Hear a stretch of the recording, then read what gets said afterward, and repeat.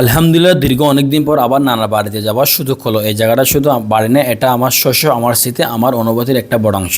প্রিয় দর্শক, আমি আমার নানার বাড়িতে কীভাবে যাচ্ছি আপনাদেরকে আমি বলতেছি। প্রথম আমি যাচ্ছি হচ্ছে ডক্টর ইউনূস স্যারের বাড়ি। এদিক দিয়ে হচ্ছে ডক্টর ইউনূস স্যারের বাড়ি, আমার বাড়ি দিয়ে যাচ্ছিলাম। এদিক দিয়ে হচ্ছে আমার নানার বাড়ি, এটা হচ্ছে ডাক্তার সবুরের বাড়ির নাম বললে একটা আমার সবাই পরিচিত। আজকে আমি মূলত গিয়েছিলাম আমার অসুস্থ আমাকে দেখতে, মনে হচ্ছিল অনেকদিন পর আপনজনের কাছে যাচ্ছি। রাস্তায় যেতে যেতে পুরোনো স্মৃতিগুলো বারবার মনে পড়ছিল। মামার পাশে বসেছিলাম, তিনি অনেক নসিহত করলেন। যেহেতু উনি অসুস্থ, ওনার পাশে বসেছিলেন, উনি আমাদেরকে নসিহত করলেন, বললেন এই দুনিয়ায় টাকা না থাকলে কেউ কাউকে চিনে না, তাই হালালভাবে ইনকাম করার চিন্তা করে। কিন্তু শুধু দুনিয়ার কথা না, তিনি আমাকে আল্লাহ রসুল সাল্লাহ ইসলামের কথা মনে করে দিলেন। বললেন দুনিয়া যেমন দরকার তেমনই আখিরাতের প্রস্তুতি জরুরি। এই কথাগুলো আমার হৃদয়ে গেঁথে গেছে।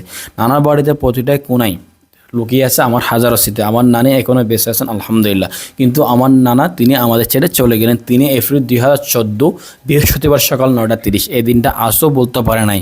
তখন আমি ছোটো ছিলাম, অনেক দুষ্ট ছিলাম। আজ বুঝি সময় কত দ্রুত বদলে যায়। কিন্তু আমি মামার পাশে বসেছিলাম, তখন মামা থেকে বিদায় নিয়ে সোজা চলে গেছিলাম কবরস্থানের দিকে, যেখানে আমার নানা শায়িত অবস্থায় শুয়ে আছে। কবরস্থানের চারপাশে অনেক শান্ত প্রকৃতির মধ্যে এক ধরনের নীরবতা যেন আমাদের মনে করিয়ে দেয় একদিন আমাদেরও এখানে চলে আসতে হবে।